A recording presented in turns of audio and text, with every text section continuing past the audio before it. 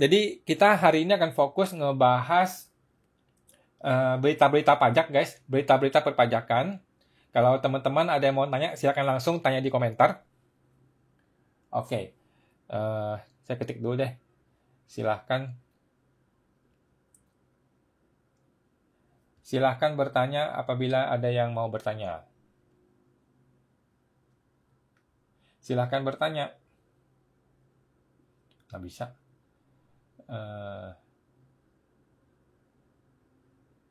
Ketik pertanyaan.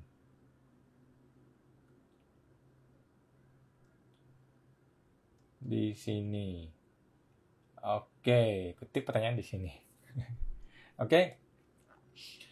Nah, berita-berita perpajakan itu kebanyakan saya share di YouTube, guys. Oke, kebanyakan saya share di YouTube. Jadi buat teman-teman yang mau bertanya silakan langsung ke YouTube. Lagi panas ya hari ini. Silakan dilihat di YouTube. Bukan YouTube deh, di Facebook. Sorry guys, di Facebook group. Jadi kita ada Facebook group yang nama Facebooknya adalah Berbisnis Konsultan Pajak dan Akuntansi. Oke, Berbisnis Konsultan Pajak Akuntansi. Teman-teman tinggal klik aja di Facebook, cari grupnya itu. Grupnya open buat semua orang, boleh masuk. Silahkan masuk aja ke situ guys. Oke. Nah, di situ gue posting semua berita-berita yang gue tahu mengenai pajak dan akan kita bahas setiap hari Senin di sini, gitu guys. Tapi kalau teman-teman ada pertanyaan khusus mengenai akuntansi perpajakan, bisa langsung taruh di komentar, nanti gue akan jawab sebisa mungkin. Oke, by the way, program pelatihan gue, kita sudah punya nama guys, namanya adalah BKP 1M, yaitu berbisnis konsultan pajak 1 miliar. Nah, seperti itu. Bukan BKP bersertifikat konsultan pajak ya, beda guys. Ini BKP berbisnis konsultan pajak 1M. Oke guys. Nah, BKP 1M ini yang rencananya mau diterbitkan di September ini terpaksa dimundurin ke Oktober guys, karena belum sempat ya, belum selesai gitu. Gua masih mau menyempurnakan lagi program ini supaya bisa betul-betul bermanfaat buat semua orang gitu guys. Oke ya. Mudah-mudahan di Oktober awal tengah, mudah-mudahan bisa, kalau enggak di akhir Oktober. Tapi Oktober harus launching.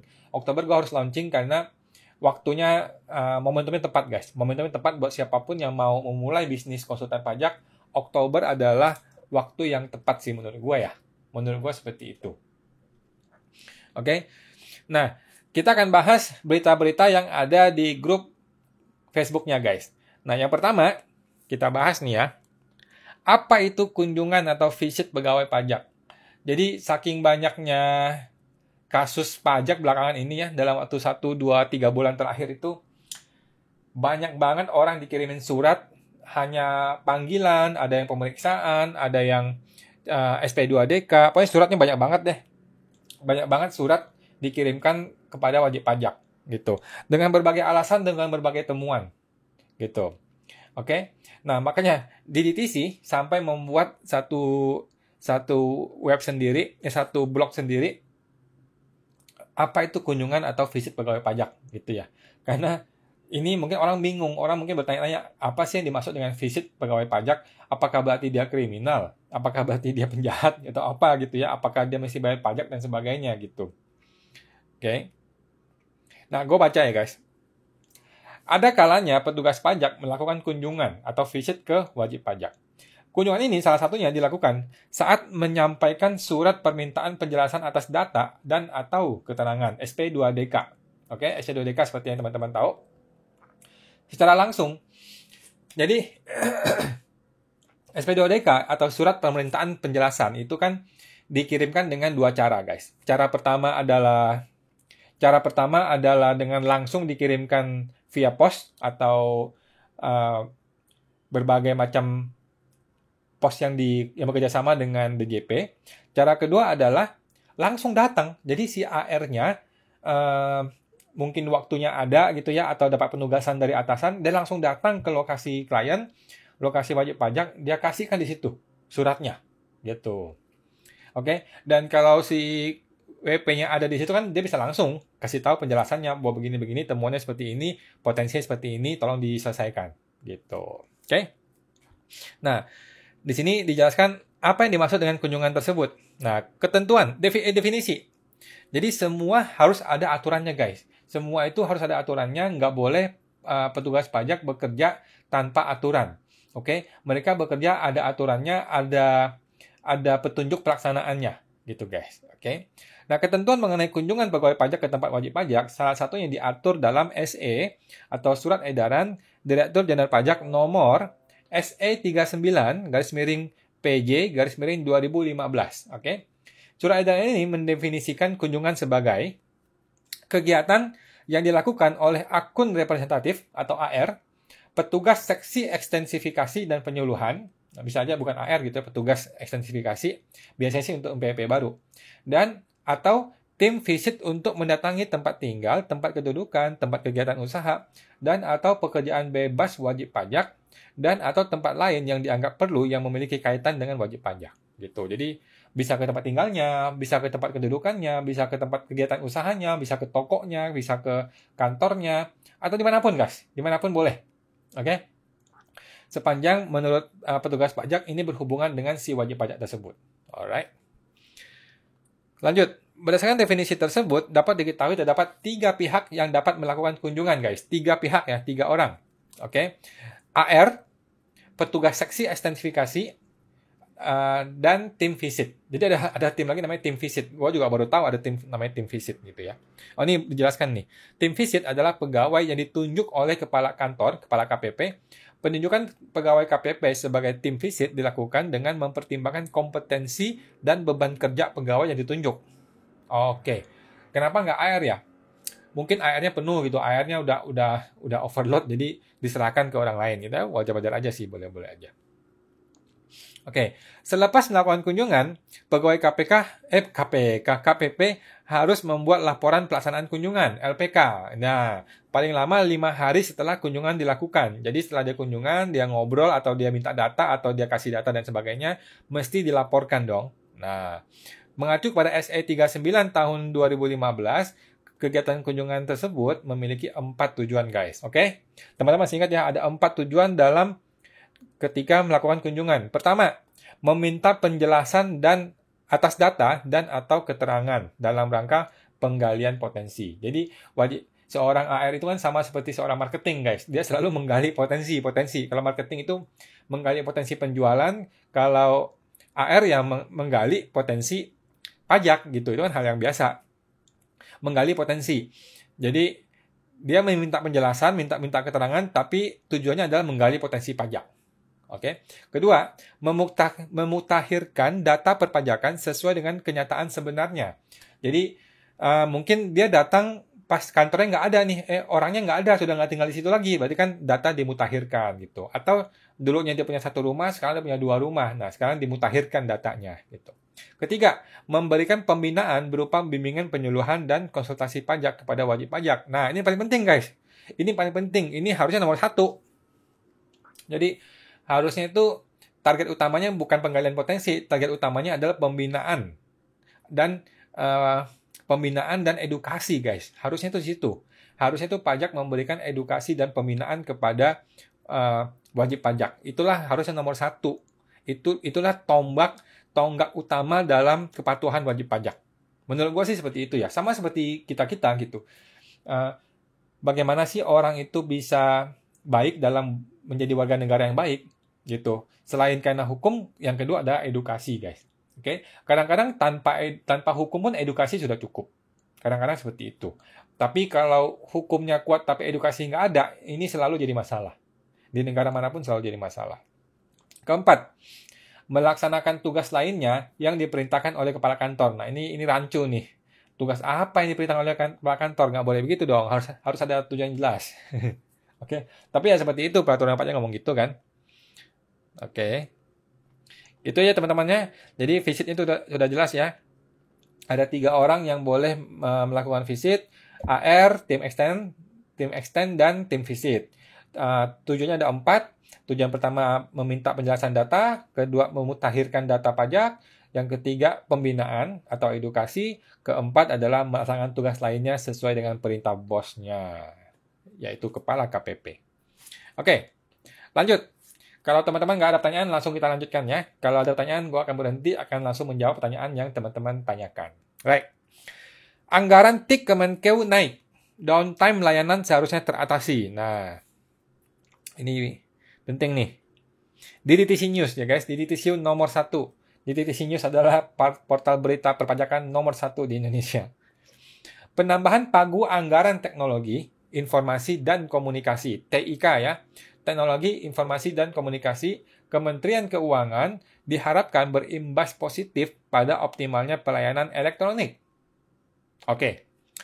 Anggota Komisi 11 DPR Putri Komarudin mengatakan ada penambahan anggaran sejumlah 992 miliar guys untuk memperkuat sistem TIK bidang keuangan negara. Penambahan anggaran untuk tahun depan, ujarnya, ditujukan untuk mengembangkan core tax system serta Customs Excise Information System dan Automation CEISA 4.0.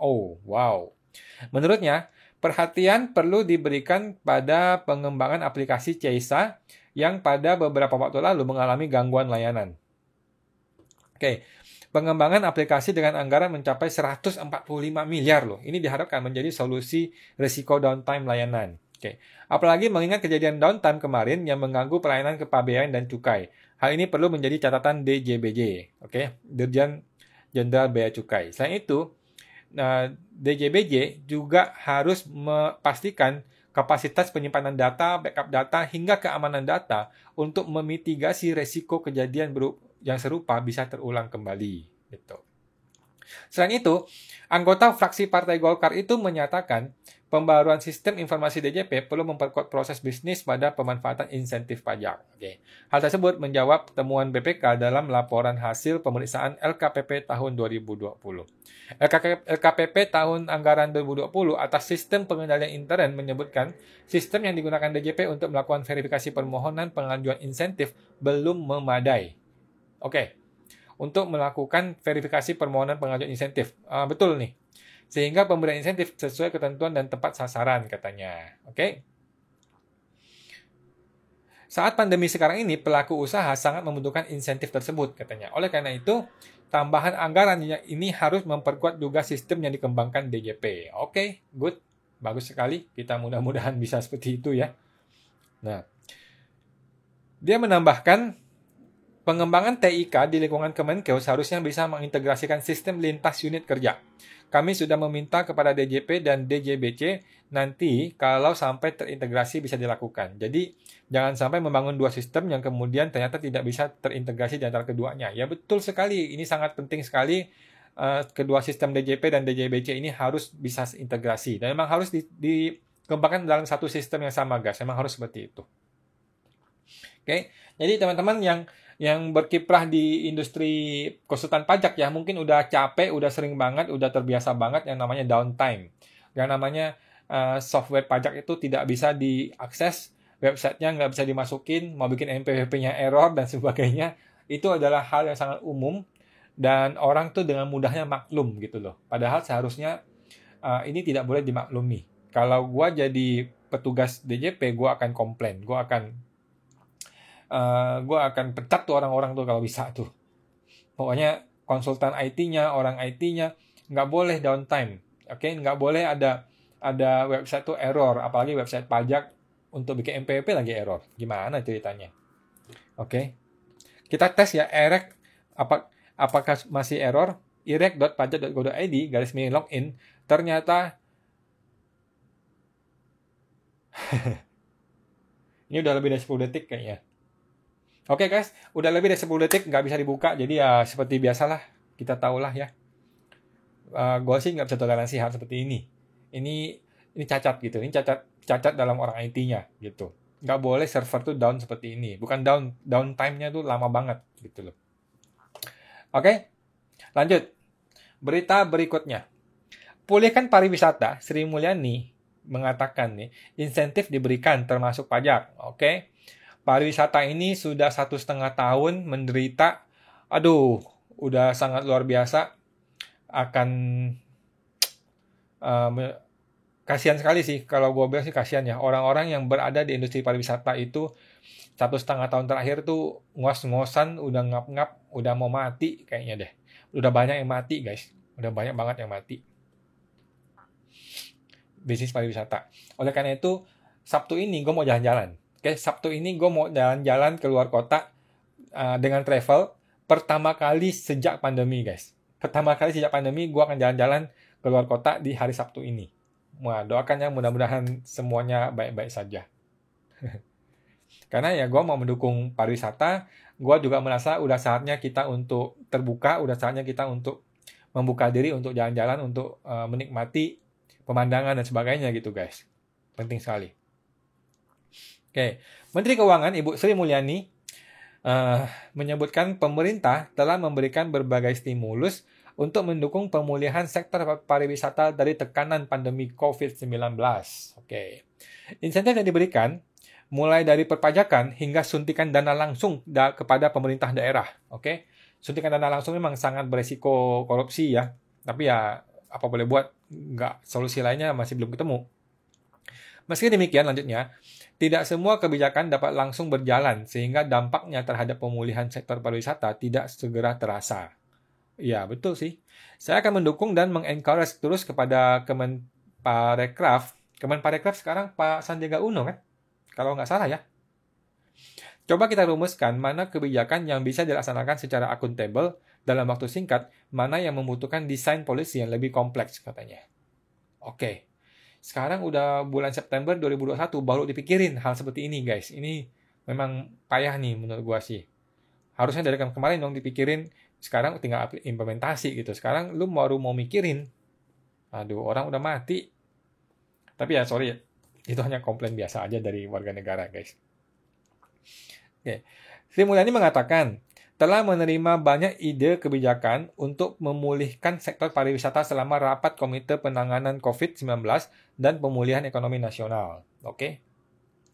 Namun, tidak semua ide itu bisa dilaksana karena APBN sebagai instrumen fiskal membutuhkan perencanaan kegiatan yang baik agar dapat dilaksana secara akuntabel. Ya betul, karena APBN itu nggak bisa langsung sembarangan dipakai.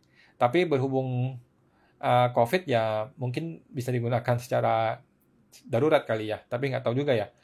Semua yang darurat itu sangat mudah dikorupsi, jadi agak resiko. Stimulus untuk sektor pariwisata yang telah diberikan, misalnya insentif perpajakan kepada pelaku usaha. Kemudian ada pemberian dana hibah kepada pemerintah daerah agar memberikan keringanan atau pembebasan pajak dan distribusi daerah di sektor pariwisata. Ya, mudah-mudahan bisa ya. Cuman pada prakteknya kita tahu bahwa pemerintah pusat dengan daerah sering nggak nyambung dan korupsinya itu masih luar biasa ya. Masih susah. Selain itu, ada insentif untuk pembayaran abodemen listrik bagi pelaku usaha pariwisata yang ditanggung pemerintah. Terakhir, pemberian penjaminan kredit bagi pelaku usaha agar dapat melakukan restrukturisasi atau menambah kredit di perbankan. Ini sih nggak usah diharapkan deh kalau ngomong-ngomong kredit di perbankan itu. Pertama, kalau lu bukan orang kaya ya nggak bisa. Kalau lu orang miskin ya susah gitu ya. Dan sekarang lagi zaman susah, bank juga sangat berhati-hati memberikan kredit kepada pengusaha gitu ya. Sri Mulyani menjelaskan, tidak semua anggaran stimulus untuk pemulihan sektor pariwisata masuk dalam pos Kemenparekraf. Pasalnya, anggaran tersebut juga bisa disalurkan melalui Kementerian Pekerjaan Umum dan Perumahan Rakyat, betul. Kementerian Perhubungan juga bisa, serta Kementerian Pendidikan juga bisa. Kebudayaan, Riset, dan Teknologi, ini satu paket nih. Kementerian Pendidikan, Kebudayaan, Riset, Teknologi, luar biasa. Kami menggunakan instrumen APBN untuk selalu berpihak dan bisa mendukung pemulihan masyarakat dan ekonomi, katanya. Termasuk sektor pariwisata sangat penting bagi masyarakat. Oke lah. Masuk akal. Oke, mudah-mudahan Bu Sri Mulyani sehat ya, karena beliau sangat stres sekali. 1,5 tahun ini ngurusin keuangan, dan uang negara itu lagi kacau balau. Kalau gue jadi dia sih, gue akan mungkin orang paling stres di Indonesia ini. Karena dia tahu dengan persis, dia bisa melihat dengan persis bencana masalah keuangan di negara ini gitu loh. Aduh, gue nggak kebayang deh stresnya Bu Sri Mulyani. Jokowi juga stres. Cara menanggapi surat SP2DK dari kantor pajak. Nah, ini ada satu berita lagi. Berita ini baru terbit tanggal 27 September, hari ini, guys. Karena saking banyaknya surat SP2DK itu terbit gitu loh. Dalam waktu 1-2 bulan terakhir itu banyak banget SP2DK itu terbit. Temuan-temuannya itu dari tahun 2017, 2018, 2019, 2020, banyak sekali temuan. AR sibuk sekali membuat berbagai macam klarifikasi seperti ini. Pemeriksaan juga lanjut terus. Jadi yang ditangkap-tangkapin juga banyak gitu. Oke, nanti kita ada berita mengenai penangkapan. Nah, SP2DK. Jadi teman-teman yang belum tahu SP2DK, SP2DK itu adalah surat permintaan, penjelasan, data, dan atau keterangan. Oke, SP2D. Oke, surat permintaan, penjelasan, data. Oke, K-nya itu dan atau keterangan. Gitu guys ya. Oke. SP2DK itu diterbitkan oleh KPP, Kepala KPP ya, diterbitkan Kepala KPP untuk meminta penjelasan dan atau keterangan kepada wajib pajak terhadap dugaan belum dipenuhinya kewajiban pajak sesuai dengan ketentuan perpajakan. Oke, gue ulang ya guys. KPP menerbitkan untuk meminta penjelasan atas data dan atau keterangan kepada wajib pajak terhadap dugaan. Oke, dugaan ya guys, dugaan belum dipenuhinya kewajiban pajak sesuai dengan ketentuan perpajakan. Oke, ada dugaan belum dipenuhinya kewajiban pajak sesuai dengan ketentuan. Jadi berdasarkan dugaan aja guys. KPP dapat mengirimkan SP2DK melalui pos, jasa ekspedisi, atau faksimili kepada wajib pajak. Masih ada yang pakai faksimili? Kayaknya nggak ada deh. KPP bahkan dapat juga menyampaikan SP2DK tersebut secara langsung melalui kunjungan atau melalui daring seperti video conference.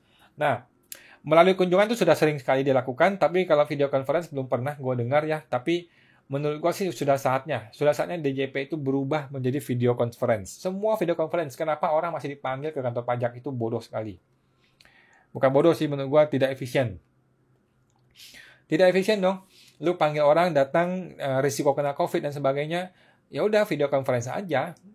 Memang tidak senyaman ketemu langsung. Gue tahu. Tapi kan dibiasakan aja, dibikin sistemnya, dibikin berbagai macam mekanismenya gitu. Bisa kok. Oke, apabila mendapatkan SP2DK tersebut, wajib pajak tentunya harus bisa memberikan tanggapan. Betul.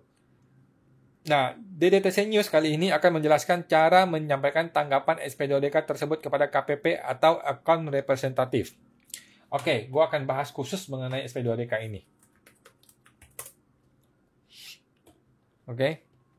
Mula-mula, ini kata DDTC News ya guys. Jadi DDTC ini adalah konsultan pajak, manajemen, akuntansi, dan sebagainya yang sudah sangat terkenal di Indonesia. Oke, tentu saja saran-saran dia sangat bermanfaat buat kita semua. Oke. Mula-mula, silahkan melakukan identifikasi isi dari SP2DK. Oke, jadi teman-teman harus mengidentifikasi dulu nih surat ini apa gitu. Cek dulu data atau keterangan yang diberikan. Kok nggak keluar? Sorry. Refresh.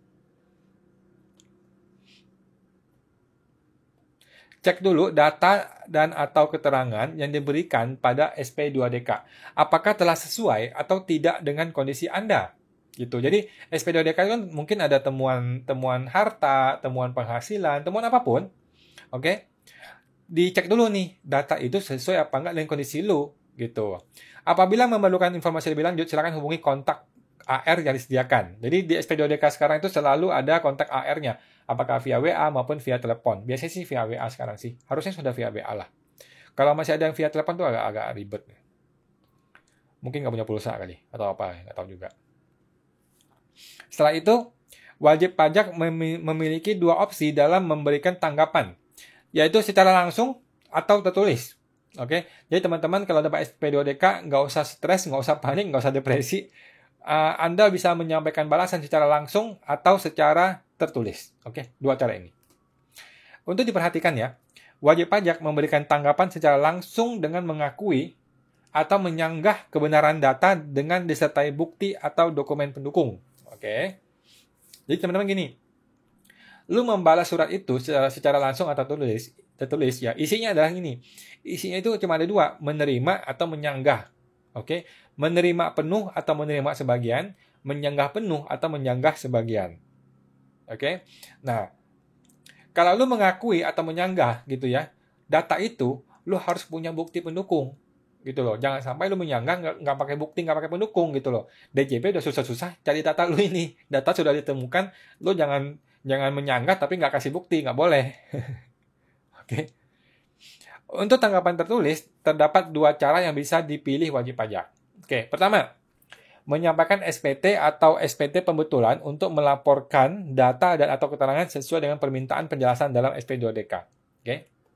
Jadi, dari SP2DK itu, teman-teman kan mungkin menerima sebagian atau sepenuhnya. Oke. Nah, gara-gara teman-teman menerima sebagian atau sepenuhnya itu, konsekuensinya adalah lu melakukan penyampaian SPT atau SPT pembetulan dong. Ya dong. Kalau lu nggak SPT pembetulan, ya nggak ada pajak yang mesti dibayar. Oke. Kalau lu nggak sampai menyampaikan SPT, nggak ada pajak yang mesti dibayar. Oke. Nah, karena lu menyampaikan SPT atau pembetulan, maka terjadi pembetulan SPT tahunan. Nah, maka terjadi kurang bayar pajak. Atau akhirnya lu membayar pajak. Gitu ya guys. Nah, kedua, jadi tadi kan langkah pertama adalah mengidentifikasi. Okay? Yang kedua, menyampaikan penjelasan tertulis yang mengakui atau menyanggah kebenaran data dan atau keterangan disertai dengan bukti dan atau dokumen pendukung. Gitu guys. Oke. Nantinya AR akan melakukan penelitian dan analisis atas tanggapan wajib pajak tersebut. Oke. Jadi pertama lu analisa, setelah lu analisa lu mendapatkan kepastian. Setelah itu lu melakukan penyampaian penjelasan. Oke, lu menyampaikan penjelasan secara tertulis. Bisa secara tertulis, bisa secara lisan. Datang juga boleh sih, tapi kebanyakan orang tertulis aja deh. Gitu. Nanti AR akan melakukan penelitian, gitu. Lebih lanjut, dalam hal wajib pajak tidak memberikan tanggapan dalam waktu 14 hari setelah SP2DK dikirim atau disampaikan langsung oleh KPP, terdapat 3 opsi. 3 opsi keputusan yang akan dipilih oleh kepala KPP bersangkutan, gitu. Oke. Jadi kalau lu cuekin surat SP2DK nih, ada 3 kemungkinan dari KPP. Oke? KPP itu boleh pertama, memberikan perpanjangan jangka waktu permintaan penjelasan data dan atau keterangan kepada wajib pajak. Oke? Berdasarkan pertimbangan tertentu.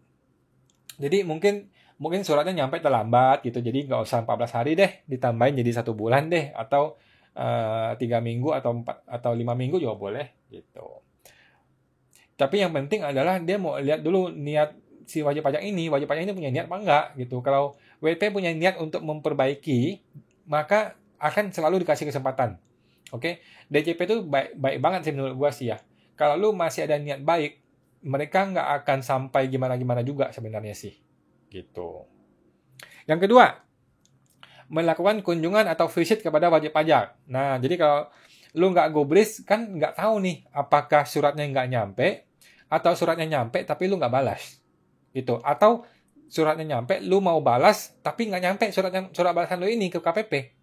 Kan ada 3 kemungkinan nih. Nggak nyampe, atau nyampe lu nggak balas, atau nyampe lu sudah balas tetapi tidak sampai ke KPP. Ada 3 kemungkinan. Oke? Nah, makanya dilakukanlah visit. Maka KPP melakukan visit kepada wajib pajak. Seperti itu guys. Nah, kalau dia sudah visit, ya dia akan langsung tanya langsung, cari lu-nya langsung, cari wajib pajak langsung gitu. Ketiga, kalau jalan pertama sudah tidak bisa dilakukan, jalan kedua nggak bisa dilakukan, yang ketiga adalah mengusulkan wajib pajak yang bersangkutan untuk dilakukan verifikasi, pemeriksaan, atau pemeriksaan bukti permulaan sesuai dengan ketentuan peraturan perundang-undangan di bidang perpajakan. Gitu guys. Selesai katanya, semoga bermanfaat. Betul. Oke, jadi setelah dikirimkan wajib pajak, KPP punya 3 pilihan. Pertama, memberikan perpanjangan waktu. Yang kedua, melakukan visit. Yang ketiga, kalau yang pertama dan kedua itu gagal, diusulkan untuk pemeriksaan. Oke, nanti akan diperiksa, dianalisa. Ini WP boleh nggak dilakukan pemeriksaan? Apakah bagus kalau dilakukan pemeriksaan? Apakah ada potensinya dan sebagainya? Kalau menurut pajak itu oke, dilanjutkan pemeriksaan.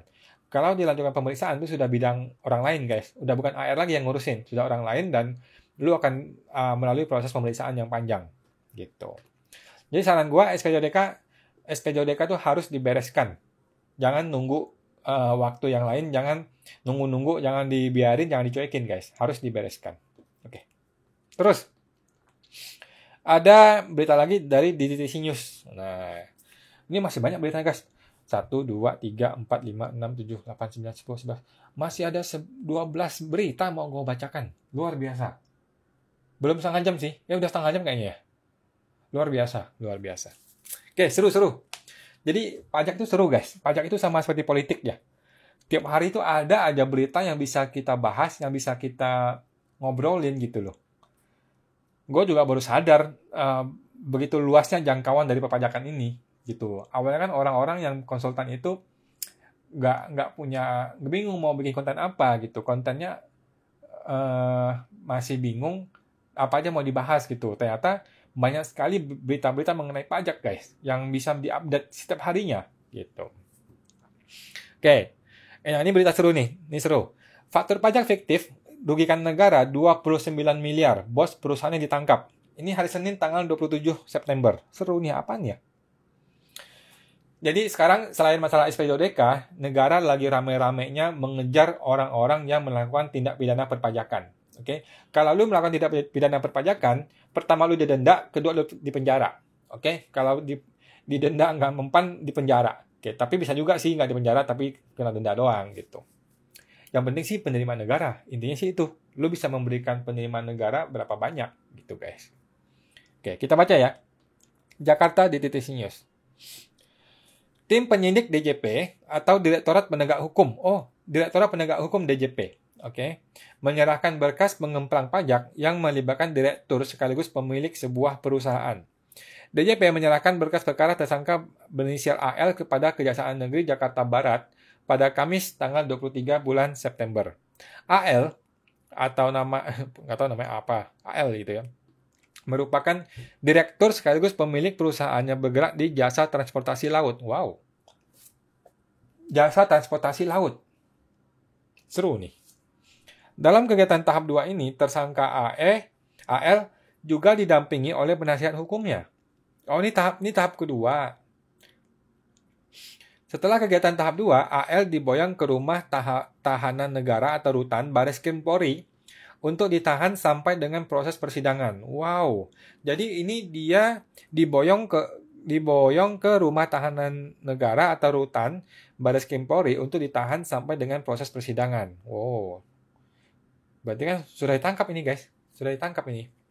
Otoritas pajak menyebutkan AL terlibat dalam tindak pidana perpajakan dengan menggunakan modus penggunaan faktur pajak yang tidak berdasarkan transaksi sebenarnya, alias faktur pajak fiktif.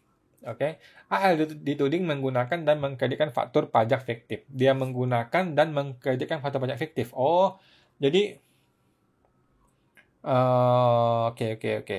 Jadi dia bukan menerbitkan, tapi dia menggunakan dan mengkreditkan faktur pajak fiktif. Oke. Aktivitas menggunakan atau mengkreditkan faktur pajak fiktif tersebut dilakukan AL sejak Januari 2010 hingga Desember 2014.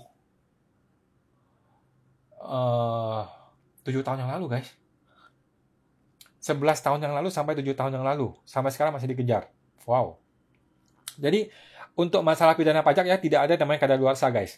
Oke. Kadaluarsa itu hanyalah penerbitan pemeriksaan yang tidak berhubungan dengan pidana ya. Tapi kalau pidana itu boleh dilanjutkan terus, nggak ada batasannya. Oke, perbuatan tersangka ditaksir merugikan keuangan negara hingga 29 miliar, buset dah. 29 miliar. 29 miliar itu adalah faktur pajak masukan yang dikreditkan. Berarti faktur pajak, berarti DPP-nya 290 M, guys. Ini orang usaha apa ya? DPP 290 miliar. Saat memasuki proses persidangan, AL akan dijerat Undang-Undang KUP pasal 39A huruf A. Oke, kita baca KUP dulu ya, biar tahu, karena gue juga cukup tertarik dengan KUP ini. Pajak, peraturan pajak, Undang-Undang KUP. Oke, kita lihat pasal 39 guys. Biar teman-teman sama-sama tahu nih guys. Pasal 39A. Pasal 39A huruf A.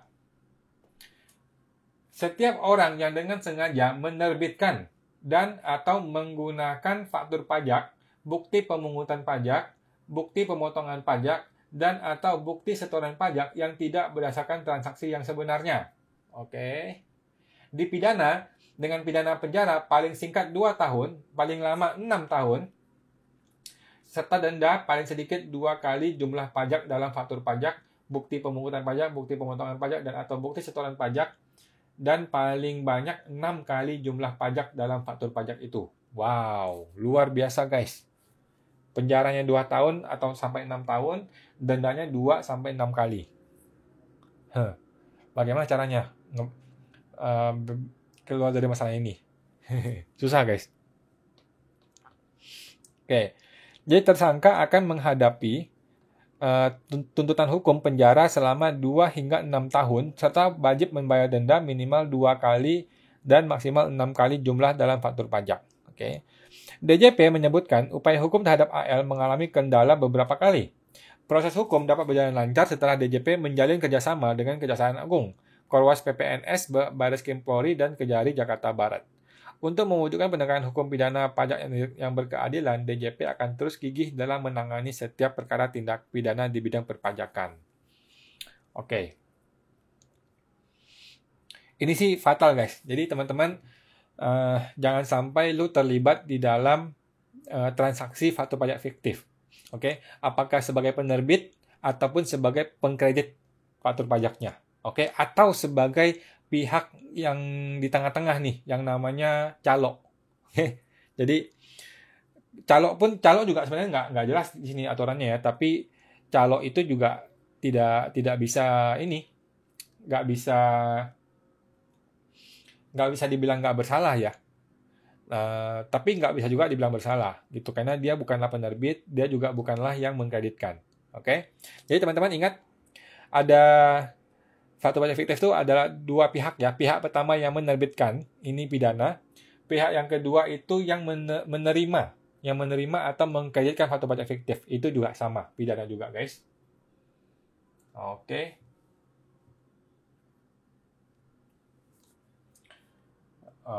Sama nih, menerbitkan dan atau menggunakan faktur pajak. Oke, bisa menerbitkan dan menggunakan, atau menerbitkan atau menggunakan. Oke, sama aja lah. Pokoknya semua yang berhubungan dengan faktur pajak fiktif, lu cilaka. Oke, jadi jangan sampai. Gua kalau ketemu klien, hal pertama yang gue tanya, lu melakukan jual beli PPN apa enggak? Kalau iya, kita nggak bisa kerjasama, karena beresiko sekali. Konsultan juga bisa masuk penjara gara-gara lu gitu, gara-gara si WP ini. Oke, gitu ya guys. Mengenai faktur pajak fiktif, itu tindakan pidana melanggar pasal 39A. Lanjut. Ada berita yang lebih menarik lagi. Wow, banyak banget guys, banyak banget berita yang menarik tentang pajak setiap hari di Indonesia ini, di negara yang sedang berkembang seperti ini gitu ya. Masih banyak banget. Oke, ada berita lainnya, gue minum dulu guys.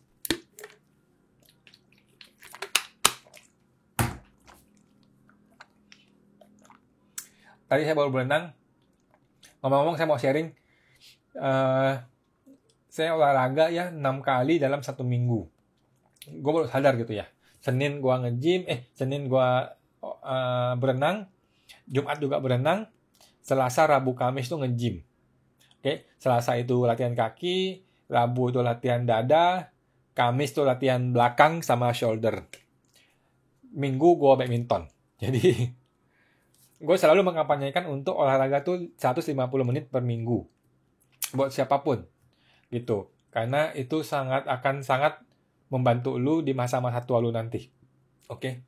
Jadi investasi waktu untuk olahraga itu sangat penting, karena di masa kita tua nanti, lu lihatlah orang tua lu lihat kakek lu lihat nenek lu, lihat orang tua lu, mereka tidak olahraga, itu akan punya masa-masa tua yang sangat sulit gitu loh. Walaupun olahraga juga sama sih, bisa sakit gitu, bukan nggak bisa sakit, cuman kalau lu terus punya kebiasaan melatih tubuh lu, maka lu akan bisa juga memiliki boleh dibilang tubuh yang cukup kuat untuk melawan virus gitu ya.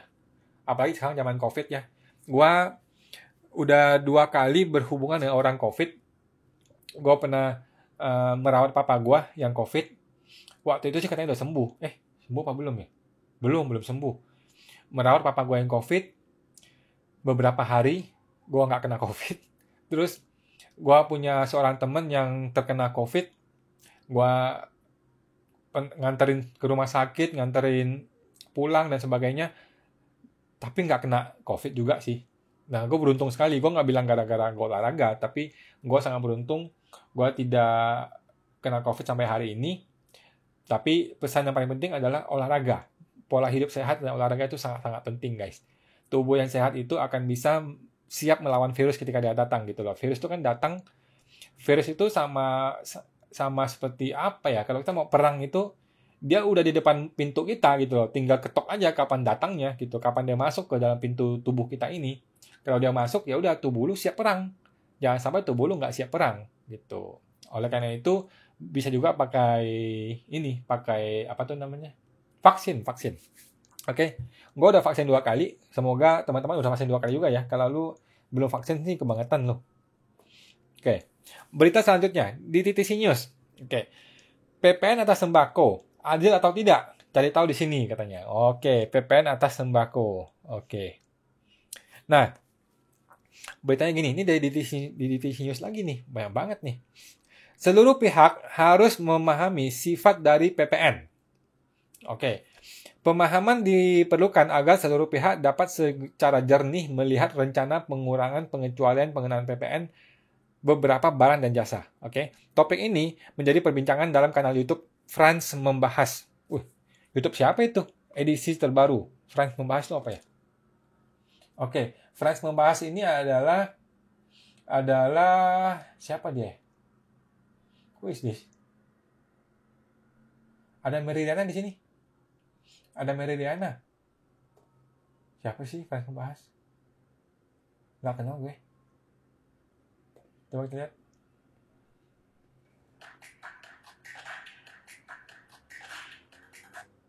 Dia membahas UMKM. France Membahas. Selamat sore Pak Fran. Terima kasih. Sampai ke Darussalam loh. Sampai ke Pak Darussalam ini. Di DTC.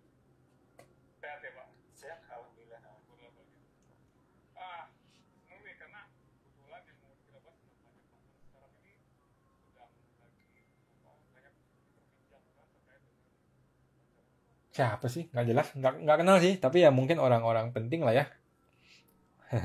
Dia sampai bisa ngundang Meridiana kok. Pasti orang penting lah. Orang hebat. Oke.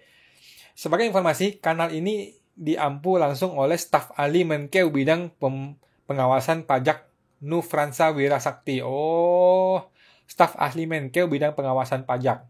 Ini seru nih. Gue mau subscribe. Boleh. Pak Franz. Boleh nih, seru nih. Staf ahli Kemenkeu bidang pengawasan pajak.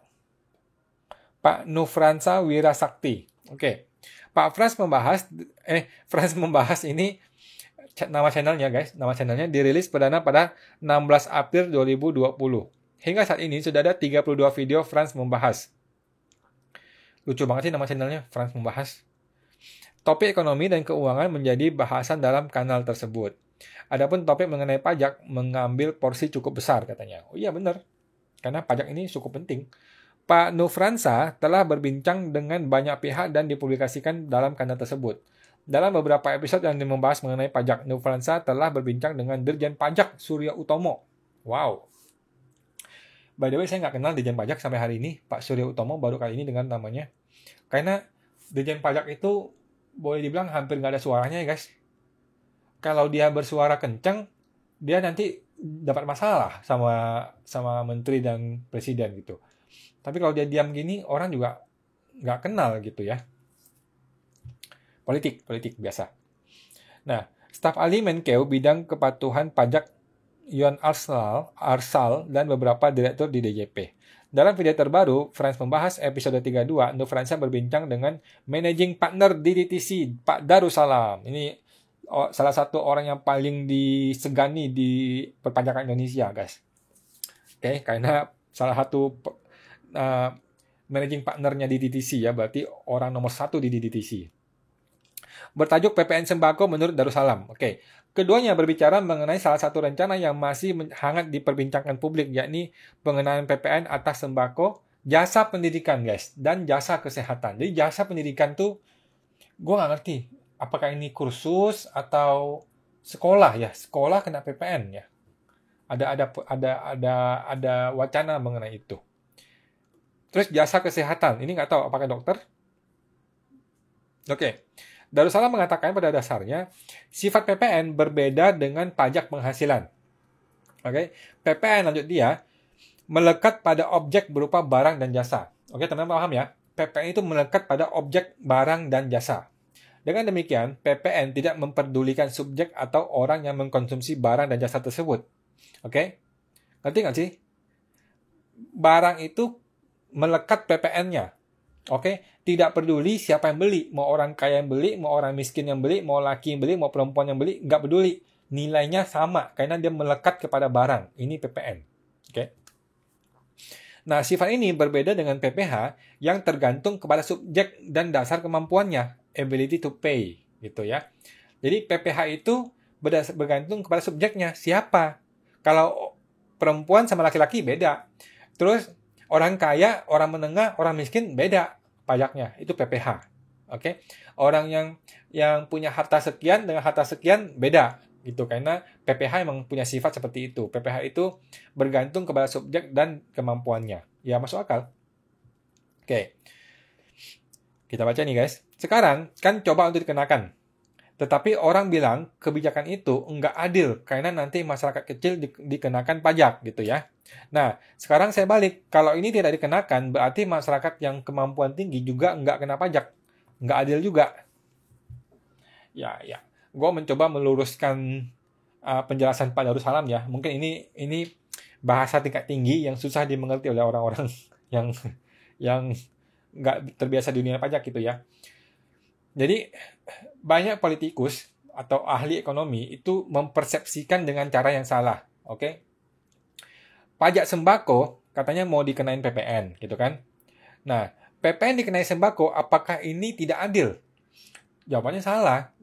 Jawabannya ini adil gitu. Kenapa? Karena semua orang, siapapun itu, tetap kena PPN sembako ini. Mau kaya maupun miskin itu sama. Orang kaya tidak mendapat subsidi PPN loh dari sembako kalau seandainya ini diberlakukan gitu ya. Jadi ini perbedaan persepsi. Persepsi yang benar adalah PPN itu kalau dikenakan kepada sebuah produk, maka semua orang terkena. Karena nggak cuma orang miskin yang beli produk ini, orang kaya juga beli produk ini. Siapa aja membeli produk ini bebas gitu loh. Oke, tidak ada produk yang khusus dikategorikan untuk orang miskin atau untuk orang kaya, tidak ada. Siapapun bebas membeli produk apapun di dalam market, gitu kan? Nah, perbedaan sifat antara PPN dan PPH tersebut sambung dia harus dipahami gitu. Berdasarkan pada hasil riset atas 31 negara berkembang yang dipublikasikan World Bank, kebijakan berupa 0% pengecualian atau pembebasan justru akan membuat sifat regresif PPN relatif kian kuat dan kian tidak adil katanya. Maksudnya bagaimana ya? Oke, pembebasan PPN justru dinikmati oleh orang-orang berpenghasilan tinggi. Hal ini dikarenakan masyarakat berpenghasilan rendah mayoritas mengkonsumsi barang di sektor informal yang sudah dipastikan tidak memuat mekanisme PPN. Oke, jadi gini loh. Di live gua minggu lalu, gua sudah mengatakan bahwa PPN sembako ini adil. PPN sembako ini bukanlah tidak adil gitu ya. PPN sembako ini kalau diberlakukan ya semua orang kena. Ini yang disebut keadilan guys. Inilah adil namanya. Nggak boleh dong PPN dikenakan tapi orang miskin kalau beli nggak ada PPN. Nggak boleh gitu.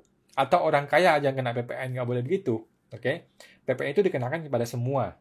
Jadi dia melekat kepada barang. Itu satu hal. Jadi ini adil karena berlaku buat semua orang. Nggak cuma orang miskin yang beli nasi, yang beli sembako. Orang kaya juga beli, nggak cuma orang kaya, orang miskin juga beli. Nah, beda dengan mobil, guys. Mobil diberikan PPN secara gratis 0%. Sebenarnya ini insentif yang bermanfaat buat semua orang. Masyarakat miskin juga iya, masyarakat menengah iya, masyarakat kaya iya.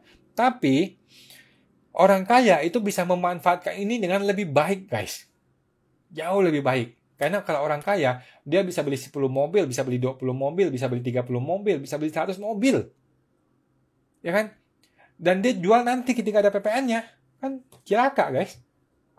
Orang miskin nggak bisa. Orang miskin ya hanya bisa 1 mobil, beli atau 2 mobil maksimal gitu ya. Jadi, di situ, gue nggak bilang ini tidak adil, tapi gue bilang sangat besar celahnya bagi orang kaya untuk memanfaatkan kebijakan diskon PPN ini yang untuk mobil gitu guys. Itu sudah banyak terjadi di Indonesia sih. Mobil itu penjualannya naik sampai 5.000%, 2.000%, 1.000% gitu ya. Dibanding tahun lalu gitu ya. Dan itu menurut gua gagal. Kebijakannya itu berhasil meningkatkan ekonomi tetapi gagal mendapatkan penerimaan negara. Dan efek keadilannya juga nggak dapat sebenarnya sih. Kalau gue bilang. Gitu, oke. Kita baca lagi ya guys. Sementara itu, masyarakat berpenghasilan menengah ke atas mengkonsumsi barang di pasar-pasar modern yang sudah memuat mekanisme pajak keluaran dan pajak masukan dalam PPN. Gitu. Jika ada pembebasan PPN, kalangan masyarakat inilah yang menikmatinya. Betul guys. Jadi, nggak akan pernah selesai perdebatannya kalau dibawa ke ranah adil dan tidak adil. Setuju? Ini karena nature-nya memang PPN itu nggak peduli masalah kemampuan. Kita harus paham dulu, kata Pak Darussalam. Gitu, betul. Jadi PPN itu tidak ngomongin lu siapa. PPN itu ngomong barangnya yang dibeli. Barangnya itu melekat PPN-nya. Karena itu atas barang itu ada PPN-nya. Gitu. Tidak melihat siapa yang beli. Nggak melihat orang kaya, orang miskin yang beli. Oke? Jadi PPN itu selalu adil. Itu konsep dasar dulu, teman-teman mesti paham ya. Nah, apalagi di Indonesia, dia bilang, pada tahun 2019, belanja pajak akibat pengecualian PPN tercatat mencapai 73 triliun, atau 29% dari total belanja perpajakan, senilai 257 triliun. Wow. Menurutnya, jika pengecualian itu dihapus, ada potensi penerimaan negara sekitar 73 triliun. Wow, besar sekali. Dari penerimaan tersebut, pemerintah bisa melakukan redistribusi kepada masyarakat berpenghasilan rendah. Betul, ini benar. Dalam bentuk pemberian subsidi. Oke, apalagi redistribusi penghasilan juga fungsi dari pajak katanya. Benar, gue bilang sih benar. Oke, seperti diketahui, pemerintah berencana mengurangi pengecualian pengenaan PPN yang selama ini tertuang dalam Undang-Undang PPN melalui RUU KUP dan RUU KUP ya. Bila disetujui, hanya restoran, hotel, parkir, dan hiburan selaku objek pajak daerah, uang dan emas batangan, jasa pemerintahan, dan jasa penceramah yang dikecualikan dari pengenaan PPN, guys. Oke, jadi semua akan kena PPN kecuali yang merupakan objek pajak daerah, uang dan emas batangan, jasa pemerintahan, dan jasa penceramah. That's all. Oke. Ini cukup menarik dan kalau ini goal, maka tahun depan penerimaan pajak negara itu bakal naik mungkin bisa 2-3 kali lipat kali ya. Naik pendapatan negara. Mudah-mudahan aja ya. Nah, barang dan jasa yang tergolong sebagai kebutuhan pokok, jasa pendidikan, dan jasa kesehatan akan menjadi objek PPN. Nah, inilah yang ada di dalam RUU KUP yang sampai hari ini masih jadi perdebatan di DPR ya. Oke. Meski demikian, pemerintah berencana mengenakan skema PPN multi tarif katanya. Nah, ini cilaka nih. Menurut gua ini kebijakan yang cilaka nih. Akan ada tarif yang lebih rendah dari tarif umum PPN. Oke. Jadi, sekarang PPN 10% aja, itu masih banyak sekali masalah, masih banyak sekali kasus yang terjadi. Apalagi mau dibikin multi tarif. Ini bisa cilaka. Ini bisa betul-betul jadi masalah besar nanti. Orang salah kena tarif, orang sudah tarifin tapi ternyata peraturannya berbeda dan sebagainya sehingga banyak kesalahan di lapangan. Itu berbahaya sekali, guys. Oke. Terkait dengan skema PPN multitarif, Darussalam mengatakan sekitar 67% negara di dunia memang sudah mengadopsinya. Oh gitu. Oke. Mayoritas dari negara berangkat dari adanya argumentasi ketidakadilan. Oh gitu. Kebijakan ini menjadi jalan tengah meskipun sudah mengetahui sifat PPN hanya melihat objek. Jadi, sesuatu yang tidak adil itu coba diramu. Diambil jalan tengahnya. Gitu. Secara teori, skema multitarif ini bukan yang terbaik, tapi second best policy. Nggak ada pilihan. Ya, oke. Dari sisi administrasi pajak, menurut Pak Darussalam, Dirjen Pajak bisa memanfaatkan momentum pembaruan sistem inti administrasi pajak, PSIAP. Oke, pembaruan sistem inti administrasi pajak. Oke. Baik.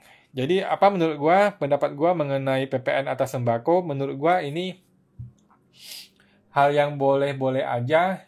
Kalau dibilang tidak adil, enggak juga sih. Menurut gue sih enggak apa-apa. Yang enggak adil itu adalah justru insentif PPN. Itu enggak adil, karena banyak orang yang punya kemampuan memanfaatkannya lebih baik dibandingkan orang yang tidak punya kemampuan. Justru itu enggak adil menurut gue. Dan sesuai dengan pendapatnya si Pak Darussalam.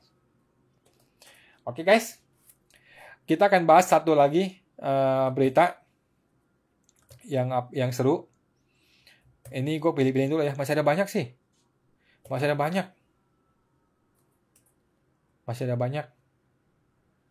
Oke.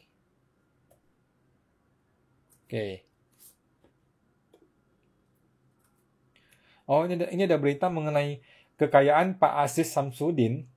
Aziz Samsudin 100 miliar. Oke. Jadi Pak Aziz Samsudin yang tertangkap oleh KPK karena kasus korupsi yang gua nggak mau ikut campur dalam urusan politik. Tapi 100 miliar kekayaannya guys. Oke, gua mau kasih tahu lu nih ya, 100 miliar, bagaimana cara menghabiskan 100 miliar. Oke, kalau lu punya biaya hidup 1 bulan itu, anggaplah 80 juta, berarti setahun lu akan menghabiskan 1 miliar. Oke, setahun lu akan menghabiskan 1 miliar. Berapa tahun untuk ngabisin 100 miliar? Jawabannya tidak, guys. Jawabannya lu tidak akan bisa menghabiskan 100 miliar ini. Kenapa? Bunga dari 100 miliar berapa? Nah, 100 miliar itu bunganya anggaplah 10%. Nggak usah 10% ya, 5%. 5% dari 100 miliar itu 5 miliar, guys. Berarti setahun itu bunganya itu 5 miliar. Oke, 5 miliar. Kalau lu setahun menghabiskan 1 miliar, setahun ya, menghabiskan 1 miliar, maka uang lu bertambah 4 miliar per tahun. Jadi lu tidak akan mungkin menghabiskan uang 100 miliar lu. Oke? Jadi, kalau lu ada di tahap di mana lu sudah punya kekayaan 100 miliar, sepanjang lu nggak main judi, lu nggak minum minuman keras, nggak pecandu perempuan dan sebagainya gitu ya, nggak narkoba dan sebagainya gitu ya, maka uang 100 miliar lu ini gua jamin tidak akan pernah berkurang sampai lu mati gitu. Sampai lu mati, sampai anak lu mati, sampai cucu lu mati, nggak akan habis tuh 100 miliar. 100 miliar itu nggak mungkin bisa habis, guys. Oke? Kalau dihabiskan dengan baik gitu ya. Bahkan dengan sedikit-sedikit sembrono juga nggak apa-apa gitu. Mana mungkin lu bisa punya pengeluaran 80 juta sebulan kalau lu orang biasa aja gitu ya. Kalau lu bukan orang yang yang aneh-aneh gitu ya. Bahkan 10 juta cukup 1 bulan, 20 juta cukup. Maksimal 50 juta itu udah cukup banget.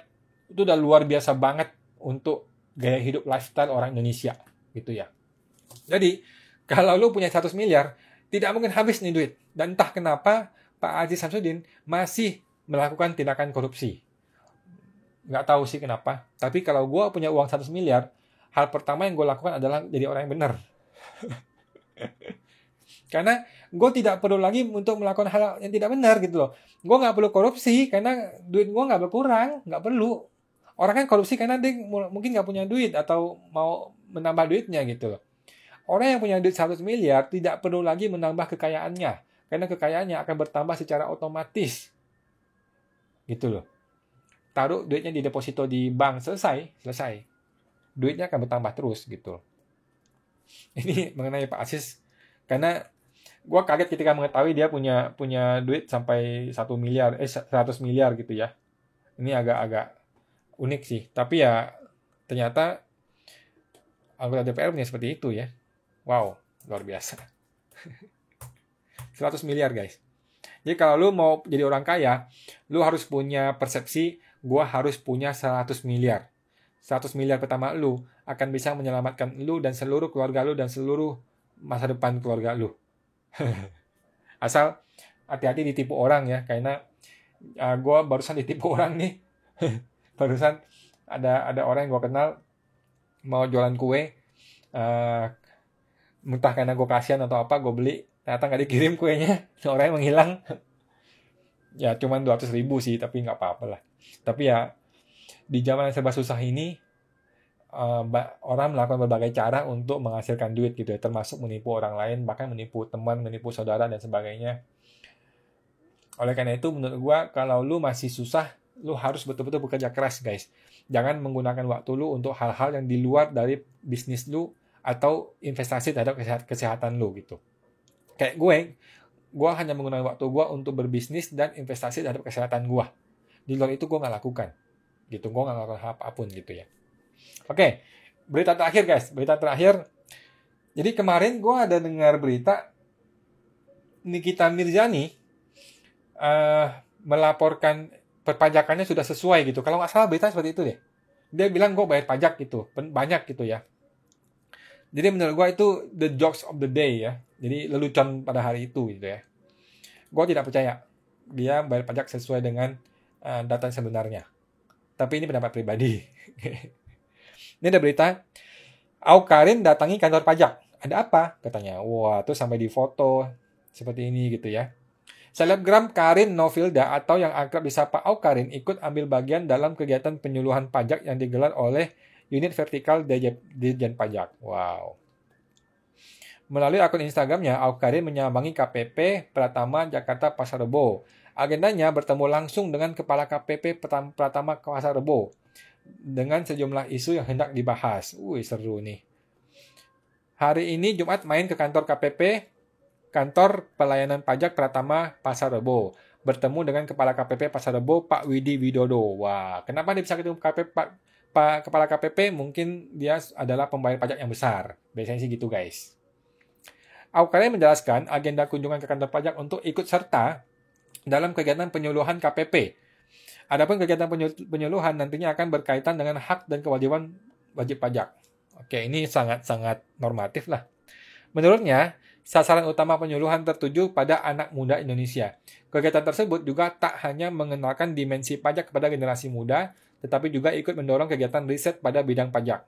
Penyuluhan wajib pajak kepada khalayak ramai, terutama bagi pemula muda-mudi Indonesia, agar melakukan riset lebih lanjut mengenai pajak dan teknis pembayaran pajak sendiri. Ini nih, orang Indonesia tuh gini lah. Orang Indonesia tuh paling berbeda dibanding orang luar negeri ya.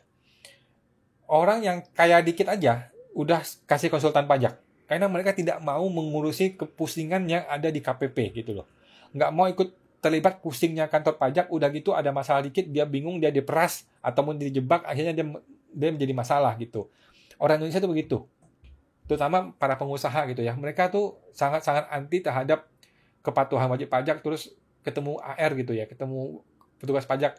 Karena masih ada trauma masa lalu gitu ya, trauma di mana mereka tuh dijebak gitu lah, disuruh bayar ke negara dan sebagainya, atau diperas gitu ya, diperas secara tidak langsung gitu, diperas nggak langsung gitu ya, tapi wajah perpajakan Indonesia masih sangat buruk di mata para pengusaha Indonesia sih, terutama kelas menengah ke bawah. Awkarin menambahkan tujuan akhir keterlibatannya dalam penyuluhan pajak tidak hanya untuk meningkatkan kesadaran pajak di kalangan anak muda. Melalui kegiatan tersebut diharapkan timbul kepatuhan pembayar pajak dari kelompok muda dan pastinya agar taat pajak, katanya. Nggak nyambung sih gue ngeliat, nggak ada intinya apa yang mau sampaikan. Intinya apa? Lu ketemu KPP di kantor pajak, terus memberikan kalimat-kalimat normatif seperti itu nggak ada guna. Apa yang mau dibangun gitu? Apa sistem yang mau dilempar ke masyarakat gitu loh? Bagaimana caranya DJP bisa meningkatkan kepatuhan wajib pajak gitu? Oke. Gue akan kembali mengulangi. By the way guys, gue mau promosi dulu. Program pelatihan gue adalah cara untuk membantu orang, bagi teman-teman yang masih berstatus pegawai atau karyawan gitu ya, untuk bisa membangun bisnis konsultan pajak di sela-sela waktu luang Anda, tanpa harus menguasai brevet ataupun ilmu teknis akuntansi pajak pada awalnya gitu guys. Oke, jadi teman-teman tungguin aja program BKP 1M ini sudah akan launching segera, mungkin sebelum Oktober lah, atau Oktober gitu ya, gue akan launching. Semoga teman-teman bisa bermanfaat. Lu, siapapun lu, apakah lu karyawan atau pengusaha muda atau siapapun, bahkan seorang mahasiswa sekalipun gitu ya, lu bisa menjadi konsultan pajak, lu bisa memulai bisnis konsultan pajak lu sendiri dengan mengikuti program yang gue bangun ini guys. Oke? Dan tidak perlu brevet, nggak perlu USKP, nggak perlu izin pada awalnya gitu ya. Tapi seiring waktu ya nanti bisa pelan-pelan gitu guys. Tapi bagaimana memulainya, bagaimana membangunnya, bagaimana membangun brandnya, bagaimana mulai promosi dan sebagainya, nanti gue ajarin semua. Oke guys? Nah, gue kembali lagi kepada apa ya istilahnya pendapat gue mengenai bagaimana caranya meningkatkan kepatuhan wajib pajak. Oke, kita udah sering dengar yang namanya orang di penjara, orang ditangkap, pemeriksaan pajak, surat SP2DK dan sebagainya gitu ya. Yang itu semakin meningkatkan ketakutan dan ketidakpatuhan gitu loh. Oke? Karena di dalam kepalanya si wajib pajak, KPP ini masih error gitu loh. Masih banyak sekali oknum KPP yang menjebak secara tidak langsung, yang memeras secara tidak langsung gitu guys. Oke? Jadi bagaimana solusinya agar orang itu patuh? Solusi pertama adalah edukasi. Solusi kedua baru penegakan hukum. Oke? Jadi pertama tuh edukasi dulu guys. Edukasi dulu. Orang tuh harus diedukasi. Sekarang coba lu tanya kepada diri lu sendiri. Apakah lu mendapat edukasi dari AR lu mengenai perpajakan? Jawabannya enggak. Ya kan? Pajak hanya datang ketika ada masalah. Ketika lu diketahui ada potensi pajak gitu loh. Seharusnya kan dibalik itu. Seharusnya sebelum ditemukan potensi, orang tuh diedukasi dulu sehingga tidak muncul potensi pajak. Kan itu maunya gitu. Kalau orang patuh, dia akan bayar dengan patuh, membayar dengan baik gitu. Sehingga negara akan diuntungkan, tidak perlu melakukan penegakan hukum secara terus-menerus gitu loh. Cukup terus meningkatkan kepatuhan, meningkatkan edukasi.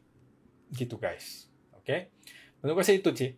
Meningkatkan edukasi baru penegakan hukum. Sekarang tuh kebalik. Sekarang tuh penegakan hukum dulu, edukasinya ditinggalin. Gitu. Orang di penjara, diperiksa, di bukper, dipanggil dan sebagainya, edukasi nggak jalan. Gitu guys. Karena ya susah deh. Menurut gue sih edukasi nomor 1. Orang tuh harus edukasi. Oke. DJP udah bikin TikTok, udah bikin Instagram dan sebagainya. Bikinnya bercandaan lelucon. Nggak ada bikin edukasi yang betul-betul edukasi gitu loh. Tolong dong DJP. Oke. Gitu aja guys hari ini. Udah 1 jam lebih. Semoga hari ini bermanfaat. Semoga teman-teman bisa mendapatkan informasi perpajakan yang berguna hari ini ya. Buat teman-teman yang mau ikut program BKP 1M, segera akan go launching dan semoga teman-teman suatu hari akan bisa punya bisnis itu sendiri, terutama di bisnis konsultan pajak dan akuntansi ini. Dan kebahagiaan tertinggi gue adalah ketika melihat lu bisa sukses, bisa menjadi seorang betul-betul seorang konsultan dan suatu hari lu bisa kaya, lu bisa memberikan yang terbaik untuk keluarga lu dan orang-orang lu sayangi. Oke, terima kasih guys. See you.